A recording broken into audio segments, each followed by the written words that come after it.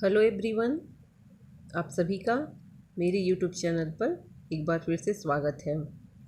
तो जैसा कि कल के वीडियो में हम लोगों ने ऋग्वेद के बारे में पढ़ा और आज उसी क्रम को आगे बढ़ाते हुए यजुर्वेद, सामवेद और अथर्ववेद को पढ़ेंगे। अगर आप लोगों ने इसके पहले वाला वीडियो नहीं देखा है तो डिस्क्रिप्शन बॉक्स में उसका लिंक है, आप वहाँ से उसको देख सकते हैं। और वीडियो पसंद आए तो लाइक ज़रूर करिए, शेयर करिए और चैनल पे पहली बार आए हैं तो सब्सक्राइब ज़रूर करिए। तो चलिए बिना टाइम वेस्ट करे हुए हम अपने टॉपिक को शुरू करते हैं। तो आज का टॉपिक है यजुर्वेद। यजुस का मतलब है यज्ञ। यजुर्वेद में यज्ञ की विधियों का उल्लेख है और यजुर्वेद गद्य और पद्य दोनों में रचित है। यानी कि जो यजुर्वेद है ये गद्य में भी लिखा गया है और पद्य में भी लिखा गया है। यजुर्वेद को पढ़ने वाले को अध्वर्यु कहते हैं। क्या कहते हैं? जो ऋग्वेद को पढ़ते हैं अध्वर्यु कहते हैं। यजुर्वेद को दो भागों में विभाजित किया गया है। यजुर्वेद जिसका पहला पार्ट है कृष्ण यजुर्वेद और दूसरा है शुक्ल यजुर्वेद। कृष्ण यजुर्वेद गद्य में लिखा गया है और इसके 4 पार्ट हैं, जिसमें पहला है तैत्तिरीय, काठक, कपिष्टक और मैत्रायणी। और दूसरी ओर जो शुक्ल यजुर्वेद है इसको वाजसनेयी संहिता भी कहते हैं, इस नाम से भी जाना जाता है, वाजसनेयी संहिता। इसमें सिर्फ मंत्रों का ही समावेश है। अब आगे देख लेते हैं। अब बात करें तो यजुर्वेद में ब्राह्मण की, तो इसमें तैत्तिरीय ब्राह्मण, शतपथ ब्राह्मण और गोपद है, जिसमें सबसे इम्पोर्टेंट हमारा शतपथ ब्राह्मण है। अब देख लेते हैं शतपथ ब्राह्मण क्यों इम्पोर्टेंट है। तो शतपथ ब्राह्मण में जल प्लावन का वर्णन है तथा पूर्व जन्म का सिद्धांत, पुनर्जन्म का सिद्धांत शतपथ ब्राह्मण में ही बताया गया है। और इसका सबसे इम्पोर्टेंट जो शतपथ ब्राह्मण में बताया गया है, स्त्री को पुरुष की अर्धांगिनी। तो ये तो हो गया ब्राह्मण। यजुर्वेद में 3 ब्राह्मण है, तैत्तिरीय, शतपथ और गोपद। अब बात करते हैं आरण्य की। तो आरण्य, तैत्तिरीय आरण्य, इसके पहले मैंने आपको बताया था पहले वीडियो में कि आरण्य वह है जो जंगलों में लिखे गए। तो जो आपका ये तैत्तिरीय है, शतपथ है, ये जंगलों में ही लिखा गया है। तो ये ब्राह्मण में भी है और आरण्य भी है। तो आरण्य, तैत्तिरीय, शतपथ और बृहदारण्य। और ये जो बृहदारण्य है ये उपनिषद भी है और यह सबसे बड़ा उपनिषद है।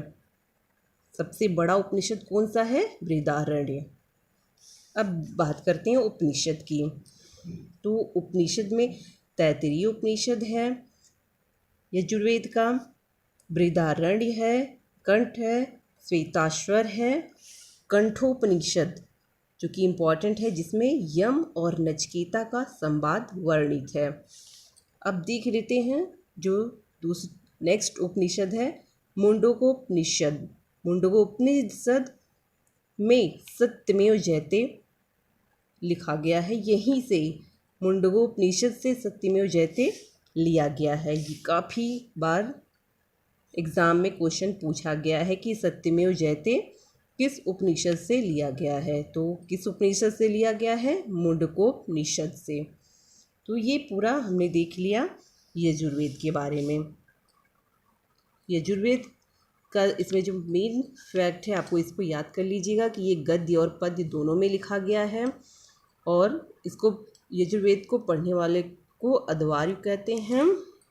और इसमें जो ब्राह्मण है, शतपथ ब्राह्मण में किसका उल्लेख है? और उपनिषद में ये अभी हमने आपको बताया कि मुंडकोपनिषद सत्यमेव जयते इसी से लिया गया है। अब हम बात करते हैं नेक्स्ट वेद की। तो नेक्स्ट हमारा है सामवेद। तो जैसा कि सामवेद, ये वेद संगीत पर आधारित है। सामवेद संगीत पर आधारित है। सामवेद के मंत्रों का उच्चारण गाकर किया जाता था और इनके जो मंत्रों को गाते थे या फिर जो इन मंत्रों को पढ़ते थे उनको हम क्या कहते हैं? उद्गाता। क्या कहते हैं? उद्गाता। अब आप लोग कमेंट ज़रूर करिएगा कि यजुर्वेद को पढ़ने वालों को क्या कहते हैं। ये आपके लिए क्वेश्चन है और मुझे उम्मीद है कि आप लोग आंसर ज़रूर करेंगे। अब देख लेते हैं, सामवेद में 1010 ऋचाएँ हैं। कितनी ऋचाएँ हैं? 1010, जिसमें 75 इसका अपना है, बाकी सारा ऋग्वेद से ले लिया गया है। तो सामवेद में टोटल 1010 ऋचाएँ हैं, जिसमें 75 इसका अपना है, बाकी सब ऋग्वेद से लिया गया है। और एक इम्पॉर्टेंट फैक्ट है, इसको भी आप लोग याद कर लीजिएगा कि शंकराचार्य ने 10 उपनिषद पर भाष्य लिखा है।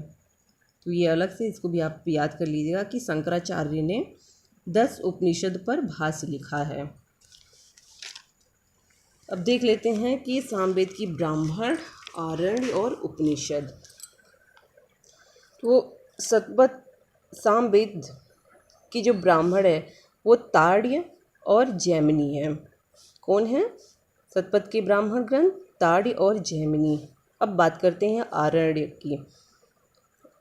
आरण्यक में आपका जैमिनी और छंदोग्य है। क्या है? जैमिनी और छंदोग। अब सामवेद के उपनिषद के बारे में बात करते हैं। तो सामवेद का जो उपनिषद है यह जैमिनी और छंदोग, यानी कि जो आरण्य है वही उपनिषद भी है।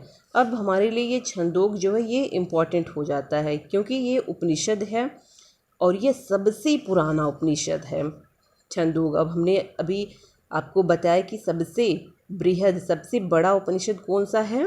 कमेंट बॉक्स में कमेंट करिए। अब देखते हैं कि ये छंदोग्य उपनिषद क्यों इम्पॉर्टेंट है। तो इसमें देवकी पुत्र का वर्णन है। किसका वर्णन है? देवकी पुत्र का। ओके। अब हम बात करते हैं अथर्ववेद की, यानी कि चारों, 3 वेद तो हो गया, अब ये चौथा वेद है। तो यह वेद सबसे अंतिम का वेद है और इस वेद को अथर्वा ऋषि ने लिखा है। किसने लिखा है? अथर्वा ऋषि के द्वारा लिखा गया है।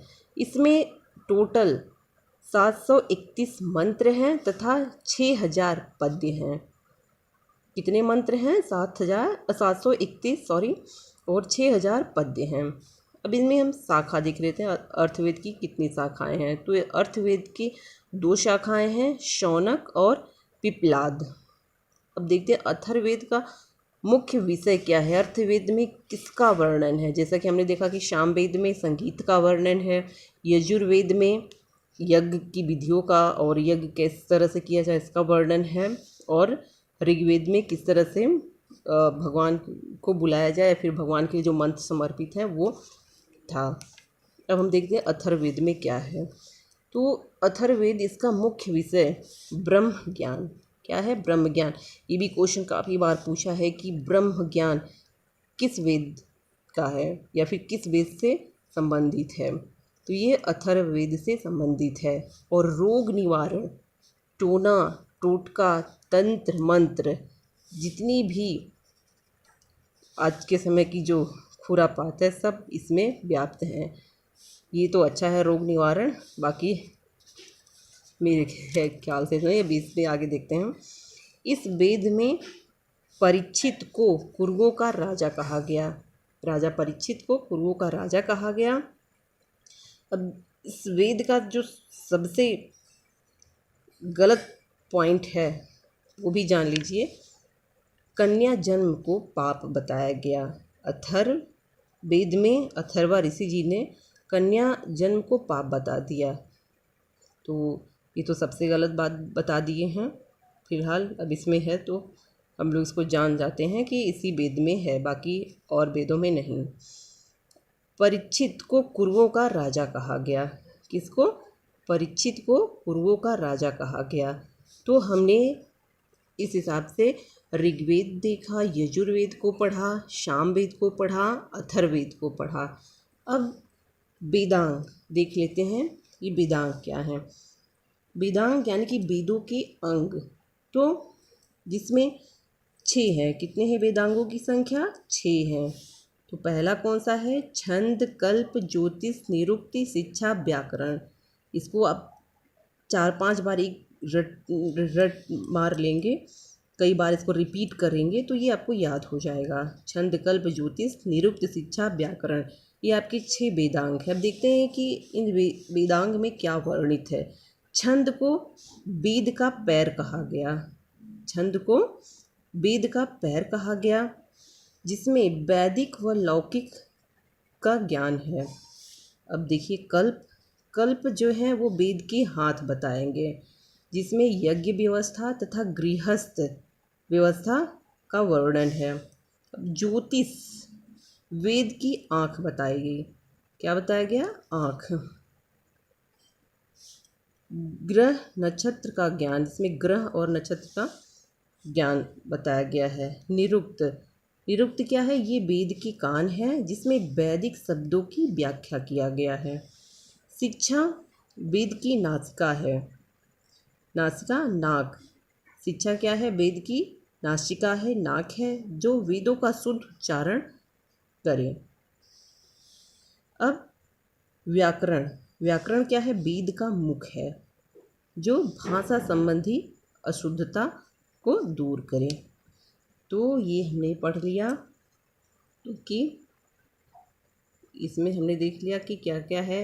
ऋग्वेद, यजुर्वेद, सामवेद, अथर्ववेद को सब सारे वेदों को हमने देख लिया। तो अब मैं बताती हूँ जो वेद हैं तथा इनके उपवेद क्या हैं, उनके विषय क्या है, उनकी रचना किसने की है। उपवेद भी बने, वेदों के उपवेद भी बनाए गए। देख लेते हैं इसमें क्या क्या वर्णन है। तो आपका यहाँ पे वेद समाप्त हो गया है। तो हम देख ले रहे हैं वेद। ऋग्वेद का उपवेद क्या है? आयुर्वेद। अब आयुर्वेद में किसका वर्णन है? चिकित्सा, यानी कि हमारे हेल्थ का। और इसको किसने लिखा है? प्रजापति ने इसकी रचना की है। किसकी? चिकित्सा की। विषय चिकित्सा है आयुर्वेद। और किससे लिया है आयुर्वेद? किसका उपवेद है? ऋग्वेद का। अब देखते हैं यजुर्वेद का उपवेद क्या है? धनुर्वेद। जाहिर सी बात इसमें यज्ञ बताया गया, लेकिन इसका जो उपवेद हुआ वो धनुर्वेद, धनुर्विद्या, युद्ध विद्या। तो युद्ध कलाओं का ज्ञान, किस तरह से युद्ध करना है, इसको किसने लिखा है? विश्वामित्र ने लिखा है। थर्ड है सामवेद का उपवेद गंधर्ववेद है। क्या है? गंधर्ववेद। अब इसमें कला संगीत का वर्णन है, जिसको नारद ने लिखा है, नारद जी ने लिखा है। अब जो लास्ट में अथर्ववेद है, इसका उपवेद शिल्पवेद है। इसका विषय स्थापत्य कला का है, जिसकी रचना विश्वकर्मा जी ने किया है। तो आई होप आप लोगों को आज का वीडियो अच्छा लगा होगा, जिसमें हमने देखा यजुर्वेद, सामवेद, अथर्ववेद और वेदांग वेद तथा उनकी उपवेद, विषय और रचना। वेद यहाँ पे समाप्त होता है। कुछ और इसमें जो इम्पोर्टेंट फैक्ट है, इसको MCQ के ज़रिए करवा दिया जाएगा। और यहाँ पे मैं वीडियो को इन करती हूँ, और ये आप सबसे एक बार फिर से रिपीट करना चाहती हूँ। एक रिक्वेस्ट है कि आप लोग वीडियो को लाइक ज़रूर करिए और अपना कमेंट बताइए और कि कैसा आपको MCQ चाहिए, या फिर 1 लाइनर चाहिए कि MCQ फॉर्म में चाहिए, तो उस हिसाब से वीडियो बनाएं। Take care, bye bye.